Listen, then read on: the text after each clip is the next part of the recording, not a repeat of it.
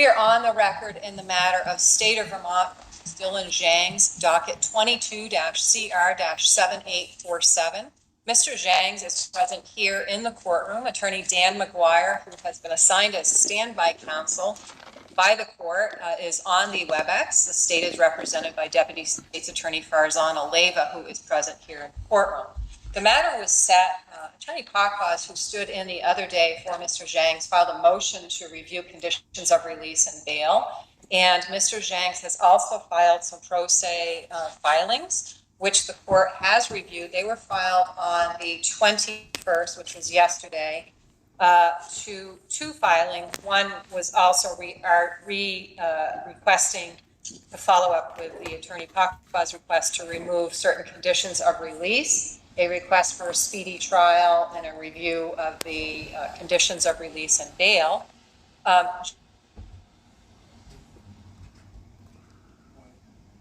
By Mr. Gingues. One is a notice of appearance of co-counsel. It's a one-page document that Mr. Gingues filed. I won't go into the details of it, but he's asking for co-counsel, but to serve essentially as a co-pilot sort of position to Mr. Gingues, representing himself for the attorney to act on his behalf with his express permission. I'm summarizing here.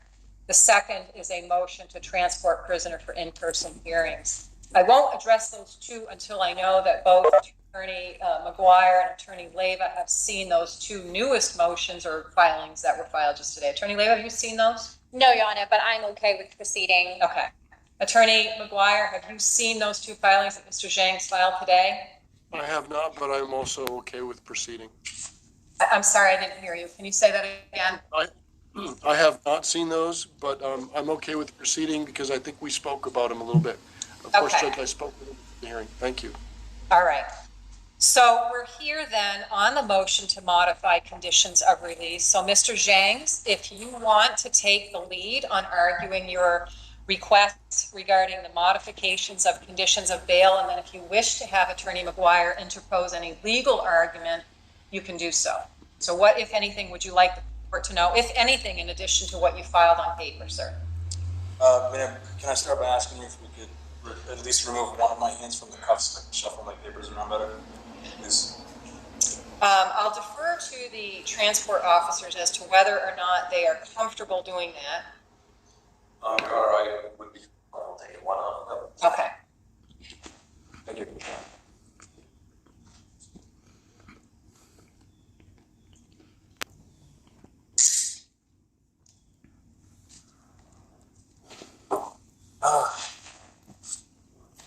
So, Mr. Gingues, if I understand your request correctly from yesterday, you have two requests, but the first one, you do indicate you want a speedy trial. We've noted that for the record, and we will get this set on a speedy trial track. You also asked for removal, looks like, of conditions 11, which is the curfew, 14 as to the children, 31 at the 300-foot restriction.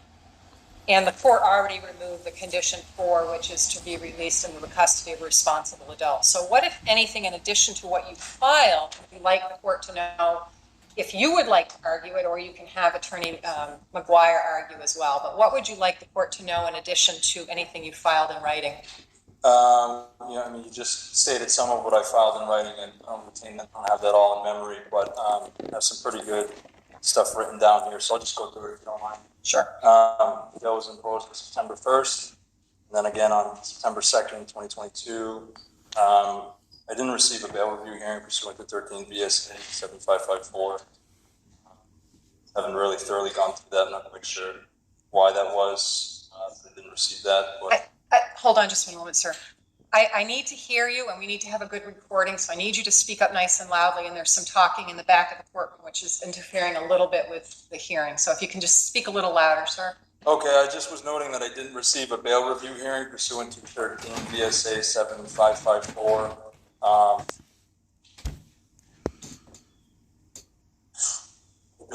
So bail conditions are supposed to be the least restrictive possible.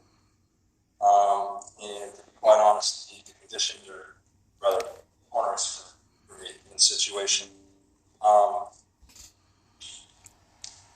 It's been contact with Brewerberry and Berry has been criminalized for me, is that I'm not allowed within 300 feet of them, or the residence, which is my home. That is their legal residence, to the best of my knowledge. Is,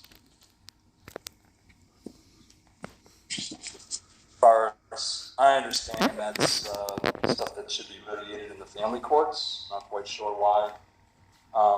Glenn and Barry and Brewerberry are even being brought up in regards to this matter here.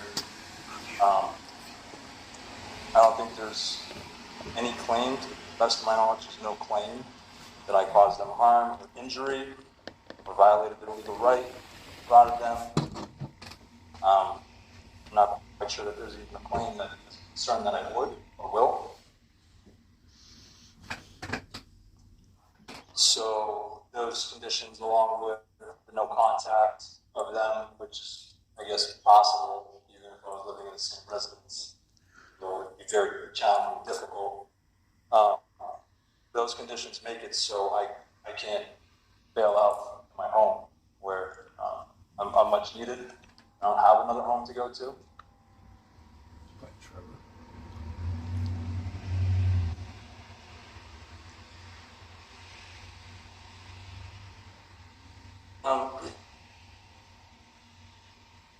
The 24-hour curfew, if I was able to return home, would be completely destructive to my ability to provide for my family. We have a struggling farm business. Farmers don't make a whole lot to begin with,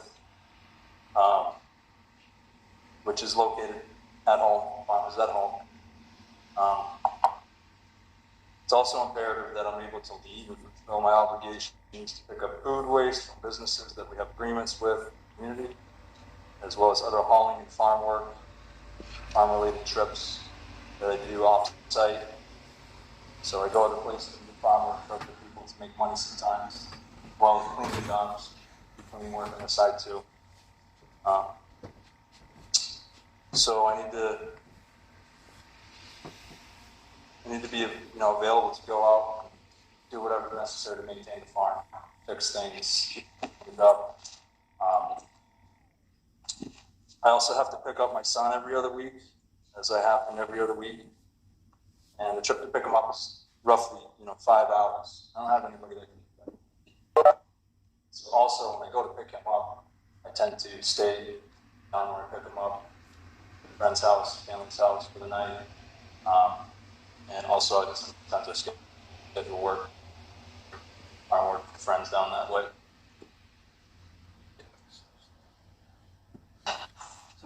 It also seems unnecessary to ensure that I will come to court when told. I'm not quite sure why that seems to address whether or not I'm going to come to court.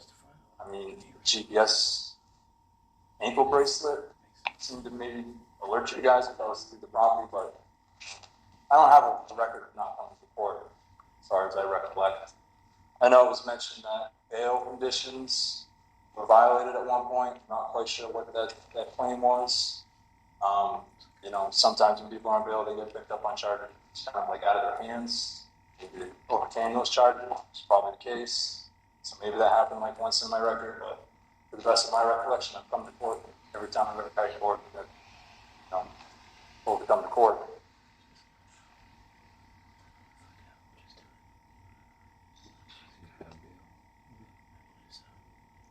So I would say that it clearly shows that I'm not a flight risk. I'm also the only licensed driver of the family. So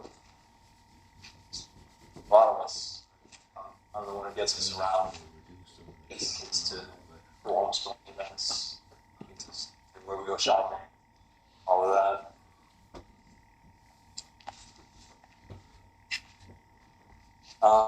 Kind of mentioned that the farm business is fragile. I also have a document services business. It's currently not turning a profit. Really, I'm sorry, what kind of a business? document services business. It's not turning a profit. That really needs my attention. So the bail, I guess, is what's in that motion, but the bail is also prohibitive. I have like $500 was at the state police barracks when I got picked up. I left with them. And in my incarceration, I don't really have any work lined up at this point. You don't have what lined up? Any work lined up at this point? For me being incarcerated. It's getting into the season where we'd be setting up some seasonal cleaning jobs. Regarding ties to the community, as I stated earlier, I'm involved in 2 business ventures that serve the community, the farm, document services business, and the cleaning business. We have agreements with other businesses in the community, pick up their waste food, take back to the farm, feed the animals. Really important, by the way, farm. The mortgage is behind in 2 months at this point. Anticipate me being in here, not to make money, not being able to go pick up this waste. Really important to keep our bill down, feeding the animals. How long have you been in the farm? How long have you farmed that land? I've been there since February. Okay. It's obviously Shiloh, our former Right. partner, have been there much longer than me, but Right.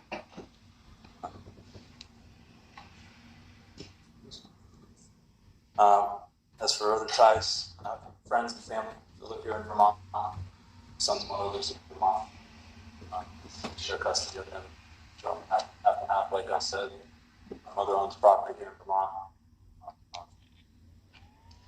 That property is yours that you farm? Sorry. Property is yours that you farm? Is that what you said? No, my mother owns property here in Vermont. I'm not on the deed of the property at this time. All right.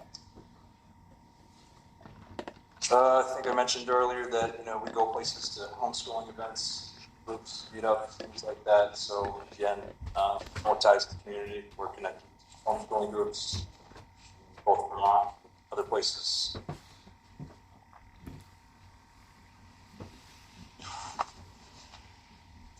I think, the fact that I'm still in here is a pretty good indicator that these conditions are onerous for me as well, noted.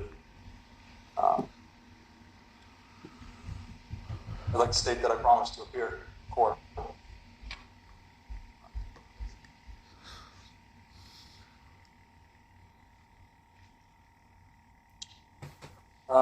Further, I'd just like to read a couple cases, Bell versus Wolfish.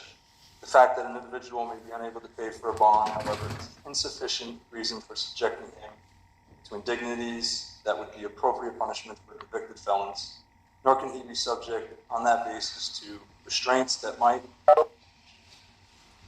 properly be considered regulatory with respect to particularly streperous or dangerous arrestees. An innocent man who has no propensity toward immediate violence, escape, or subversion, which I don't see any reason to believe that I do, may not be dumped into a pool of second-class citizens, subjected to restraints designed to regulate others who have, which is exactly what's happening. Sitting in prison with people, murder people, rigs, saying they're all bad people in there, but they're doing exactly what I'm doing, sitting in a cell in the same pod. It's part of their sentence. I'm sitting there for trial. Presumed innocent. For him, such treatment amounts to punishment because the due process guarantees individual and personal. It mandates that an innocent person be treated as an individual human being and be free of treatment, which as to him is punishment. And that was Bell versus Wolfish, 441 U.S. 520, 1979. And one more case is Bernstein versus 420 U.S. 103, 1975. Consequences of prolonged detention may be more serious than interference occasioned by arrest. Pretrial confinement may imperil the subject's job, interrupt his source of income, and impair his family relationships. See Goldfarb, Ransom, 32-91, 1965, and L. Katz, Justice is the Crime, 51-62, 1972. Even pretrial release may be accompanied by burdensome conditions that affect a significant restraint of liberty. See example, CEG 18 USC 3146A 2 and 5. The stakes are this high. Detached judgment of a neutral magistrate is essential to Fourth Amendment to furnish meaningful protection from unfounded interference. liberty. Accordingly, we hold that the Fourth Amendment requires a judicial determination of probable cause as a prerequisite to extended restraint of liberty following arrest. Furthermore, I would just like to say that, being in there, I haven't even been to go to the law library yet.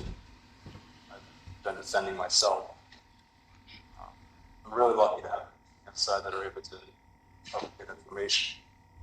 Looks like my letter to the courthouse here took about 15 days to get here and get filed. So, it's really damaging my access to the courts and my ability to defend myself. Dan McGuire has at this time. He's welcome to. You want him to if he has anything legally to Sure. Yeah. Okay. Attorney McGuire, as to Mr. Zhang's argument, do you have anything to supplement what he has said? He's asked if you do have anything that you can interpose. Judge, thank you for the opportunity. I'm a little late to the party, and I'm playing catch-up a little bit. I spoke at length with Mr. Gingues yesterday and again this morning more briefly. He seems to have done his homework, Judge, in a somewhat impressive way, in a very respectful way. He's raised issues for the court to consider here in terms of what is truly the least restrictive conditions of release to guarantee his appearance at future court hearings. He's, I think, been persuasive in terms of identifying the curfew as overly restrictive, as also the contact with the children as being overly restrictive. There's no indication that public safety is at risk. The children are, if we're to believe what's in the affidavit in support of probable cause, the children are not afraid of him. And so the offenses that he's charged with are not really the issue today, although we would legally take issue as to whether or not they'd withstand a 12D. They are not violent crimes. They're not listed violent crimes. And so we'd ask the court to, in its discretion, do what he's saying, and that is to let him go home and come back to court when he's asked to come back to court, and not destroy his life or his business based on these allegations. I would also note, and again, I may be speaking a little out of turn, but the co-defendant here has not been held. And I don't understand why he would be, and it just seems to be a sort of inequity. Thank you for the opportunity, Judge. Anything further that you'd like to say now that Attorney McGuire has spoken, Mr. Shanks? Oh, thank you. Okay. All right. Attorney Leyva, anything to help? Yes, Your Honor. So this defendant does have increased police, law enforcement interactions and charges from New Hampshire, Vermont, Florida, Maine. A number of his convictions would be resisting arrest. He does have breach of bail condition charges, a number of those in New Hampshire, which does give the state pause in terms of wanting to release this defendant without bail. He does have similar conduct that he was charged with that he was here in Vermont. So what is concerning, and while the state respects his argument, is that the serious nature of the offense that we are talking about. We have 2 children that are currently missing. This defendant had assisted, these 2 children were going to family court with law enforcement when this defendant... Objection, Your Honor. There's no proof at this time that I assisted. Okay. This is just argument at this time. I'm not taking it for evidence. It's just her argument at this time. If we are going to get into any confidential matters that should not be heard on a public platform, however, I am going to lock the WebEx platform because they should not be discussed in a public forum, and I may excuse non-parties from this case, exclusive of Ms. Bordeaux, who may remain in here. But if we get into anything confidential, I'm going to take cautionary measures. Okay, and I'll try my best to stay clear of that, Your Honor. But this defendant had assisted Ms. Bordeaux to get the kids in the car and drive off and flee with the children. Now these kids are still missing. And so relying on available information from Ms. Bordeaux's mother and sister, these kids are afraid, and they are in need of health. They have health issues. And so that Objection, is ma'am. concern. I'm hearing a lot of hearsay. Did she just say that kids are afraid? Yes, she did. What What evidence does she have? Well, in a bail review hearing, there is the ability to argue based on available information to either party. So you as well as the state. And so whatever information, it's not taken necessarily, it's weighed as to how it's presented. So in other words, if I don't have a live witness here saying I am afraid, I weigh it as it comes in. So do you understand what I'm saying? That it's not necessarily taken as though a first-hand person were here saying it. I do, and if that's the case, I might be interested in swearing someone in to testify against what she's saying. Okay. So let the state finish its argument, and then if you have further, I'll come back to you. Okay? Go ahead. Yes, yeah, and so the conditions that were issued are already least restrictive. He does have bail; those are justified given his history. Curfew is certainly the least restrictive the court has struck condition for, and these conditions are necessary to ensure public safety as well as the victim's safety. And so certainly just given the nature of the offense, given the allegations in the criminal affidavit, no contact with the children is imperative in this case. And so the state is going to request that these conditions remain in place, Your Honor. Mr. Gingues, is there anything you want to respond with? Could you ask the prosecution to elaborate on the concern about safety to the public or the kids? Attorney Lippert, do you wish to elaborate? Conditions of release are in place to ensure public safety and safety to the victims in the case. And given the nature of these offenses, from the state's perspective, we believe that these conditions are imperative for public safety. So, To ensure the public is safe. so I'm not quite sure what kind of harm you think I might bring to the public or the kids based on the affidavit that's been submitted by the trooper, the charges that my name was thrown in front of. Just not quite understanding. And also, I'd like to swear someone in to testify in contradiction to kids being afraid of me. Okay. Who would you like to call? Shall I go? Okay. We'll have Ms. Bordeaux come up and take an oath and the witness stand.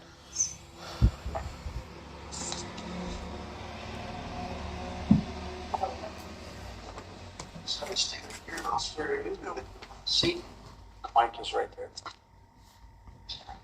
You solemnly affirm that the evidence you shall give the cause now under consideration shall be the whole truth and nothing but the truth and the page of evidence of verdict. Yes, and actually I have some documents that are entered into the record. Can I go ahead and grab those? Well, this is for live testimony here. If there are documents that Mr. Gingues would like admitted, he can ask you about them, and then we'll revisit the issue. Okay, yeah, there are several affidavits on behalf of Mr. Gingues and his character as a parent that have been entered into record a few days ago. Okay, they were filed into the Odyssey or the court system? I filed them right down at the court clerk, so they are available and on the record. All right. So why don't we just take up your testimony first, and then we'll get back to those if need be. Okay, go ahead, Mr. Gingues, if you'd like to ask Ms. Bordeaux questions.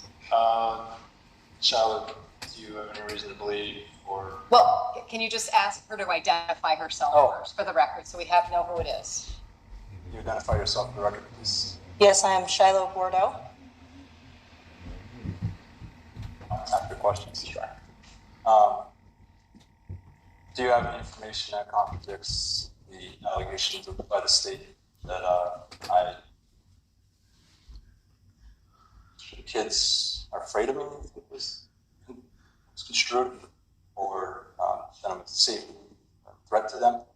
Well, I can testify to the fact that the state actually doesn't have any factual evidence or basis for these at all. I have reviewed everything that's in the family court on the case, and Dylan's name is not mentioned anywhere in regards to my kids. I can also testify that I am very particular as to who is around my kids and what their behavior is, because they are my entire world, and I do nothing but to make sure that they have the best possible life.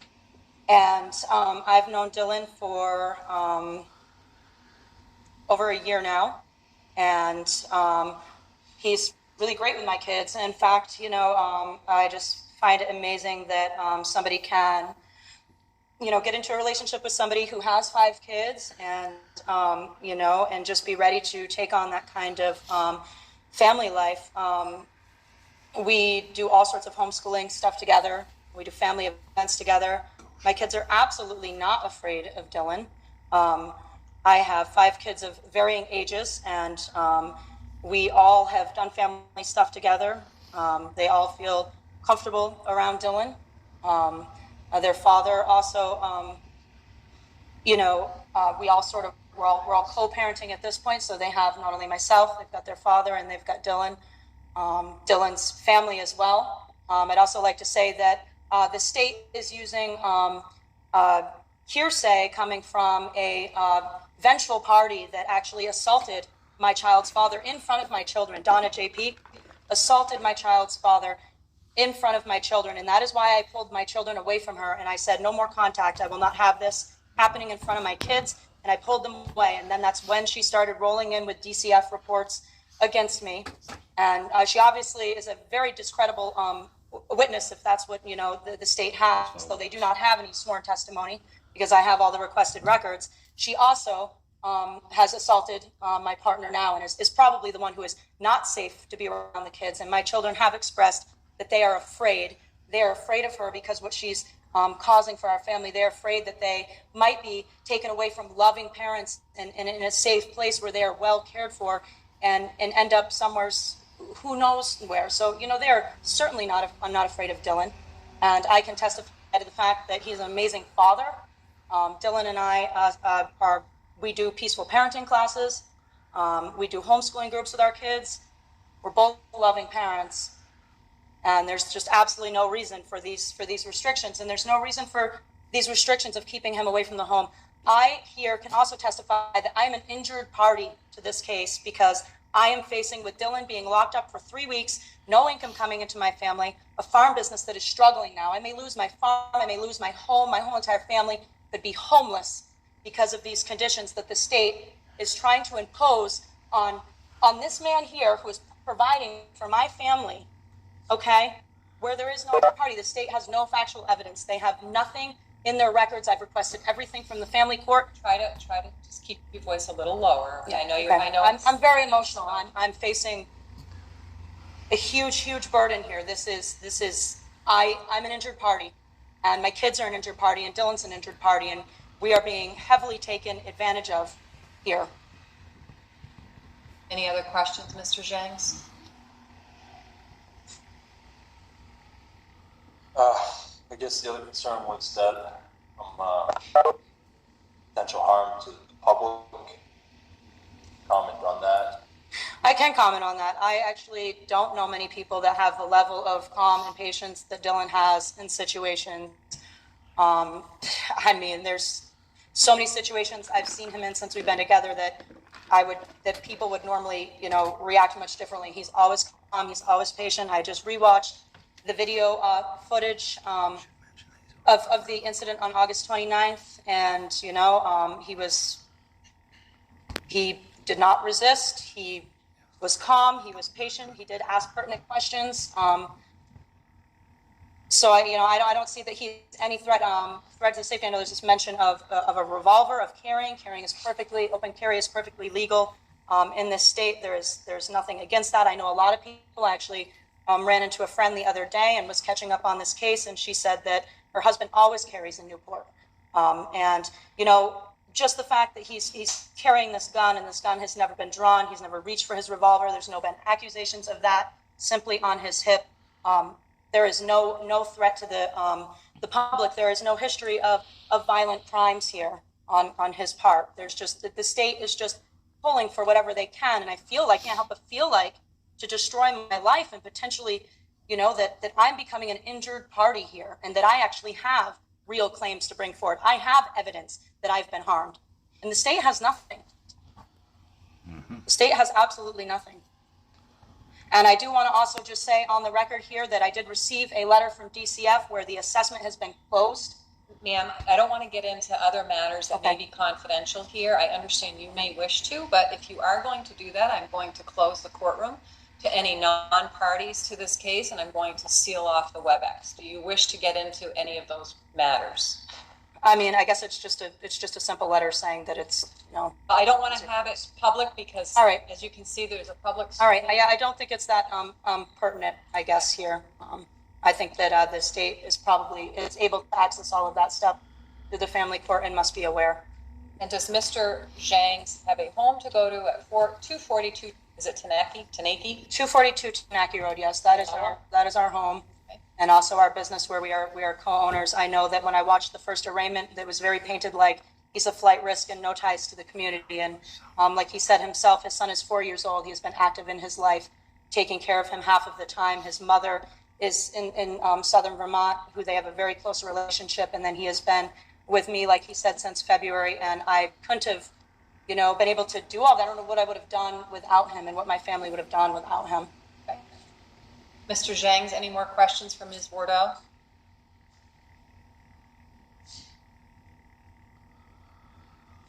Do you want to elaborate on any of the hardships that's been going on with the farm property? I think that you elaborated on those pretty good, that, I'm behind on the mortgage. Like I said, Dylan, it goes and gets the waste feed, which I'm now unable to get. So now I'm spending, I have a huge expense going on with buying feed. And I think I pretty expressed that my family is facing loss of a business and talking about strong ties to the community. I've lived in this community my entire life. I purchased my property in 2012. I've had a cleaning business since 2006. Family here, friends here, huge community of homeschoolers here. I have very strong ties to this community. There's no reason for either one of us to want to flee. And in fact, I think that the behavior that I've had over the past couple of weeks, trying to gain information and work within the courts to get this resolved, is telling enough that we're both here. We're trying to resolve this, and we are just asking that in the process, while we're trying to resolve this, we are not injured. We are not injured. There's been injury and harm that's come to my family, and I ask that it stop. Anything else, Mr. Gingues? It's all been. Do you have any questions for Ms. Bordeaux? I do have questions, Ms. Bordeaux, and I think at this point in time, we should probably close the WebEx because I believe that I'm going to ask some of those questions that are going to. Okay. I'm sorry, go ahead. I just want to object to bringing up family court issues as I'm not involved in the family court case. Well, that's true. Mr. Gingues is not privy to those. Ms. Bordeaux is. So Yeah. I'm gonna grant the request to, or deny your request, Attorney Leyva, to bring up any matters because Mr. Gingues is not privy to that. Okay, I do have questions for you, Ms. Bordeaux. So on August 29th, 2022, you were with Mr. Gingues outside the courthouse, correct? Well, Yes. hold on just a moment. Before I proceed further, Attorney Leyva, I realize Ms. Bordeaux answered questions regarding Mr.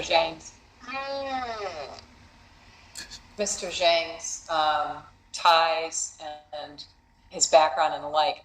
But I think getting into anything about the alleged offense date is troublesome because Ms. Bordeaux is also charged. And so at this point, at least, before you begin any questioning, Ms. Bordeaux, first of all, you do have an attorney on who is willing to stand in for today's arraignment for you, Attorney Trudy Miller. She is on the WebEx. But first and foremost, I want to let you know that any questions that you do answer that may involve the allegations from the 29th and any ensuing dates that may that you give any information or answers to could be used against you. So you are advised of your right to not answer questions, to remain silent, and to invoke the Fifth Amendment right not to answer. So I just give you that cautionary warning.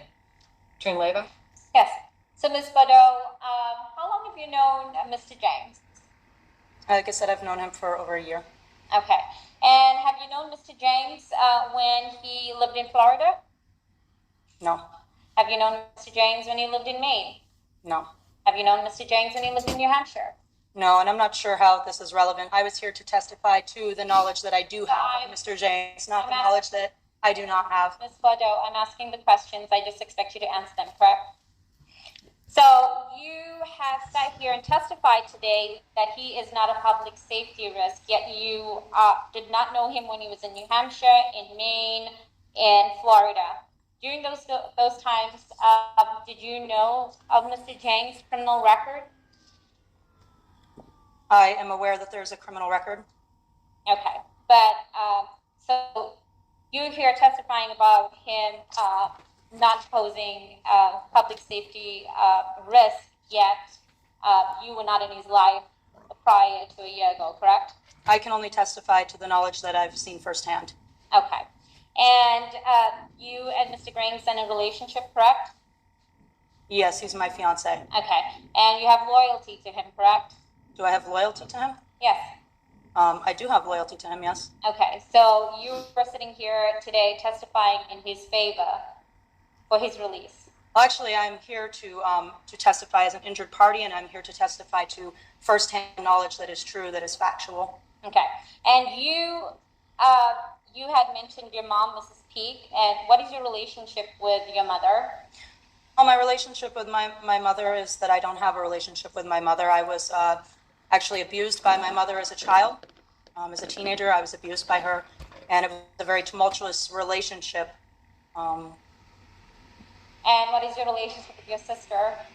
I have two sisters. Okay, so one of your sisters, I will find her name, but she had recently interacted with your children, and she had indicated that your children were afraid of Mr. Gingues. Hey, could you tell me which sister that was, please? Yep, give me one moment and I will find that information for you. She's going against the judge's thing. Nothing in court stuff. I would object to hearsay. Well, this hearing is a bail review hearing, and the available information available to either side may be used for the court's consideration, but the court will weigh it as it comes in. So if it is not direct information provided by the person who would give the information, if he or she were here, the court will weigh it accordingly, Mr. James.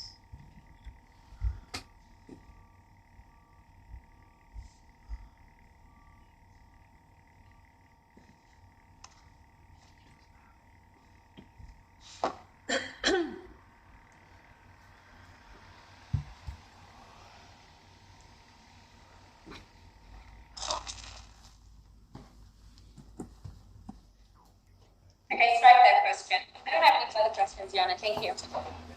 Any redirect questions, either Mr. James or if you'd like Mr. McGuire, if you'd like to ask Mr. James? Am I good to go? I'm just asking. Oh, okay. I just want to point out there that she mentioned to my record, I don't know what about my record she's trying to point out, whether it's that I have a list of arrests, but I think it's important to denote arrests from convictions, and not try to paint a picture simply because I was charged with something I'm not convicted with it.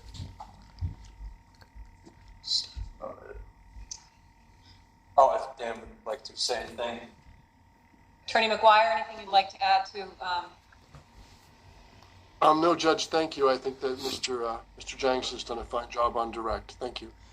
Thank you, Ms. Mordo. You may step down now. Okay.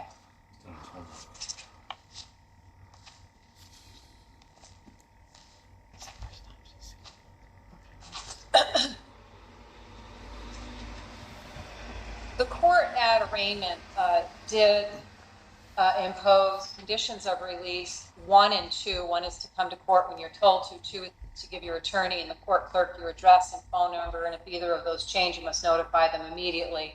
The court imposed a 24-hour curfew based on the state's request for one, which was to get to the, hold on just one minute. Mouse is not working.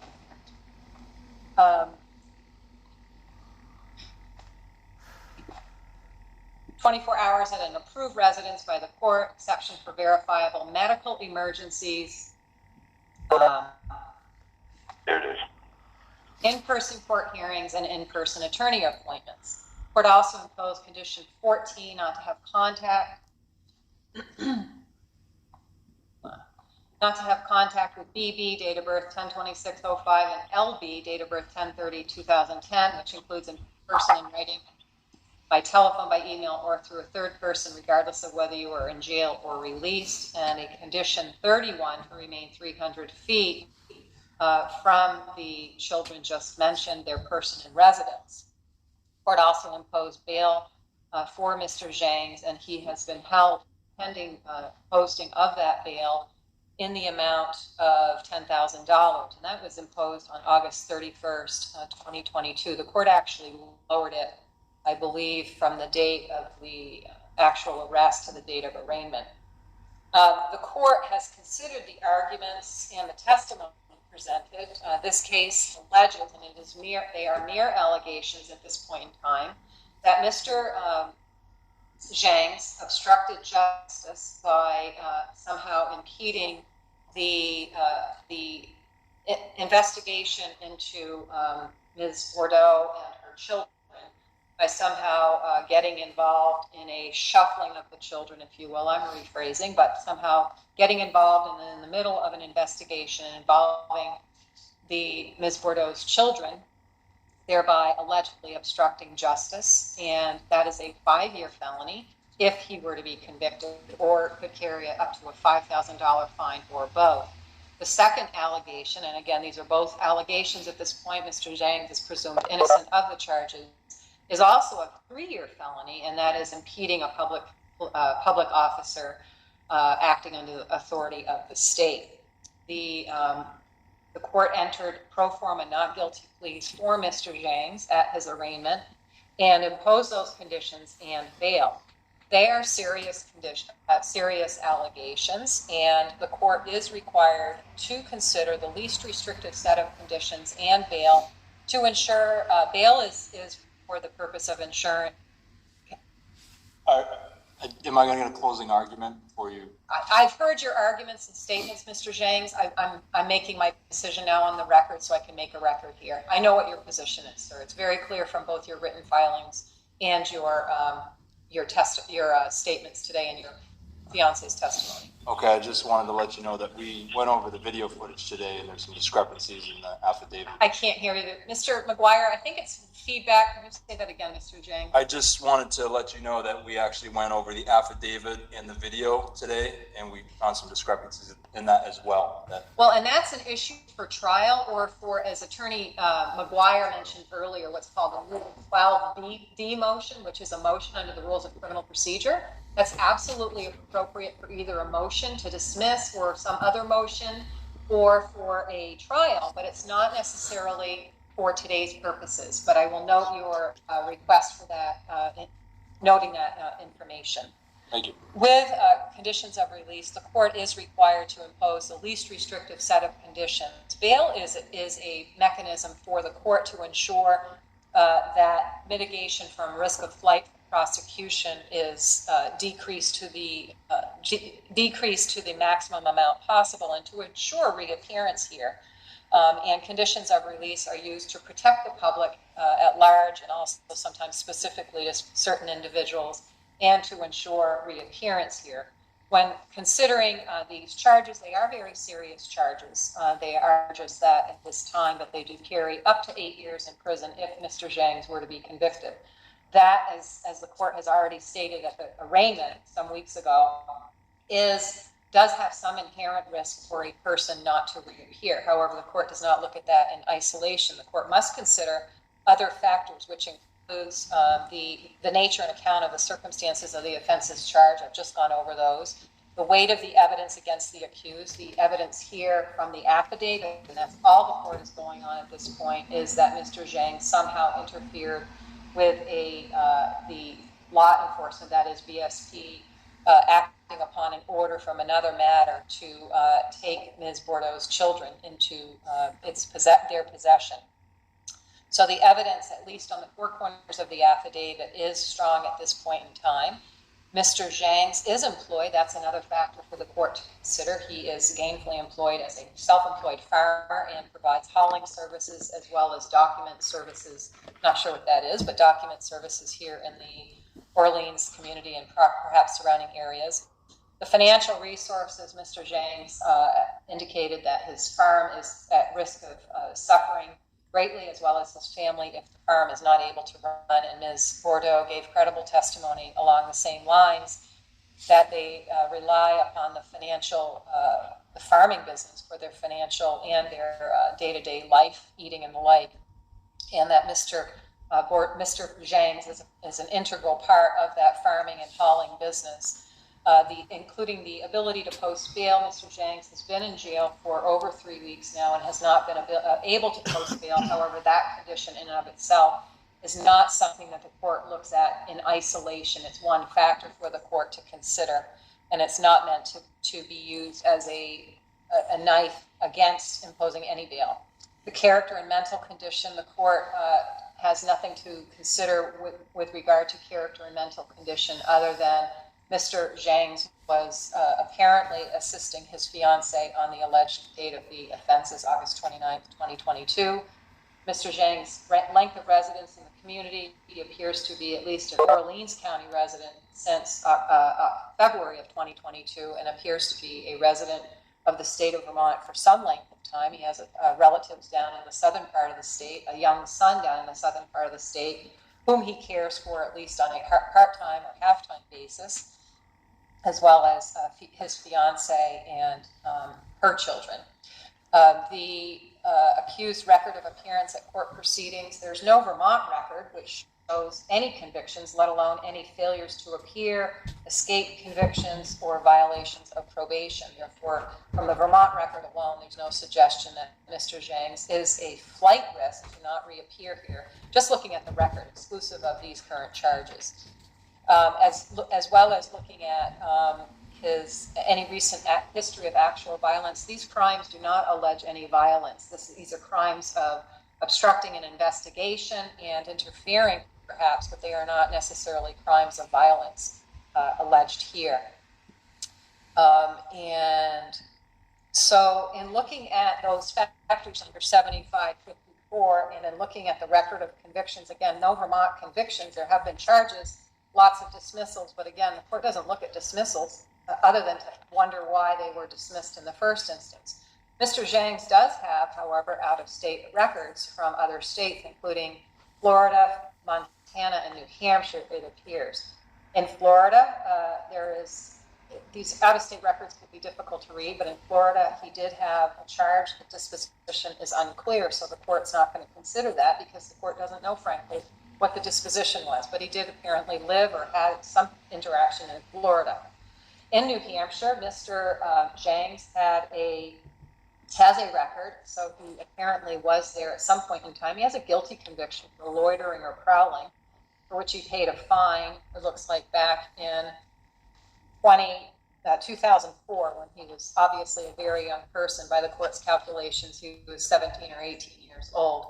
In 2012, it looks like he had a breach of bail conditions, but it is not clear what the disposition was other than to say good behavior 1 year. So it's not clear to the court whether or not that was a conviction or what the disposition was, but there was a breach of bail conditions.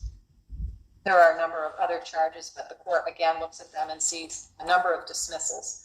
There is a resisting arrest or detention conviction in New Hampshire from 2014, for which he either pled guilty or was found guilty, and he was fined for that offense, for that conviction. In New Hampshire, there's also a guilty conviction for disorderly conduct from 2014, and there was good behavior 1 year and a fine, it looks like, in court surcharges. There's also a disobeying of an officer, again in 2014. He was either found guilty or pled guilty, and again had good behavior for 1 year and fines. And prohibited acts, drugs. That's not the same as a Vermont prohibited acts, but controlled drugs, prohibited acts. Looks like there was some sort of disposition. There was a conviction in 2016, and that appears uncertain. It looks like there was some comment below that conviction. Either it was amended, vacated, or a plea of not guilty. So the court is not convinced what that exactly ended up in. Other than down below it, it says there was a fine and good behavior for 2 years. So that's the New Hampshire record, which is somewhat dated from today's date, which is 2022. In Montana, Mr. Gingues does have a conviction from 2018, so 4 years ago, for obstructing a peace officer or other public servant. He was convicted in July of 2018. And Looks like he was fined and got suspended jail sentence. So that is the extent of Mr. Zhang's record. And while the court is concerned about an out-of-state record from 3 different states with a number of different variety of convictions, and gives the court pause on reappearance here, it does appear that Mr. Zhang's, at least for some period of time, has been rooted in Vermont. He has a 4-year-old son, which lines up with the 2018 conviction from Montana, that he may have been here for some length of time, because he does have a child here who is about 4 years old in the southern part of Vermont. So he has a child here, he has a fiance here, he's got a farm in Lowell, and he does not have any Vermont convictions. Mr. Zhang's is correct. The court looks at convictions, not charges. So all in all, the court does believe that it is appropriate here to revisit the conditions of release and bail, and revisit whether or not those imposed currently are the least restrictive. The court does feel and find that the bail is excessive in light of the current charges, although they're felonies, and so it does give the court pause that there is some inherent risk of non-appearance. But the overall, with the totality of the factors, the court does believe some amount of bail is appropriate, but not $10,000. The court is going to lower the amount of bail to $1,500 with a secured appearance bond, because the court is concerned about the out-of-state record from other states, most recently, though, in 2018. So the court believes a significant downward deviation is appropriate, and $1,500 secured appearance bond would ensure reappearance to mitigate the risk of flight from prosecution. Additionally, the court does agree that the conditions are overly restrictive. The court is going to keep conditions 1 and 2 in place. 1 is to come to court when you're told to, and 2 is to give your attorney and the court clerk your address and phone number. If either, you must notify them immediately. I'm going to strike the 24-hour curfew. It is not, there's no nexus to it between that curfew, that 24-hour curfew, and the allegations for these. The alleged offense occurred at 2:26 in the afternoon, so there's no basis for the court, in the court's mind, to have a 24-hour curfew, which essentially puts a person on home arrest for a farmer who does hauling and the like for the family farm, and homeschooling for his child and others. Additionally, these children are not Mr. Zhang's children, so the court is going to strike conditions 14 and 31 and replace them with not abuse or harass the 2 children, LB and BB. That's a condition 15. And the court is going to impose a condition to reside at, this will be a new condition 31, to reside at 242 Tenakee Road, Tenakee Road, Lowell, Vermont. And the decreased bail secured appearance bond in the amount of $1,500. The court does believe these are the least restrictive set of conditions, and it will allow for Mr. Zhang's to support his family and live his life. He is presumed innocent of these charges, but the court does need to ensure that Mr. Zhang's will reappear in court for prosecution here, and accordingly, the court does find that the reduction in bail and the modification of conditions of release is appropriate here. That will be the order of the court. Mr. Zhang's, we will have the modified conditions of release for you and the secured appearance bond as modified for you as well to sign for, so that you are aware of what's requested of you. We will keep Attorney McGuire on as co-counsel for you in this case, just as you articulated in your request file today, to posit legal positions when necessary if you haven't thought of them yourself, and as you request for him to speak and stand in for you. So he will be appointed as stand-in co-counsel for you in this case, or counsel for you in this case. So that will conclude the hearing, and you are all set for your hearing today, Mr. Gingues. I have a quick question for you. Is the bond something that can be taken care of right now, or do I have to go back to the DOC for now? I can't answer that for you. If you have people here who may be able to help you financially, that I don't know, but you may need to go back to the facility. I can't answer that for you, sir. Okay? All right. You're all set. Back downstairs.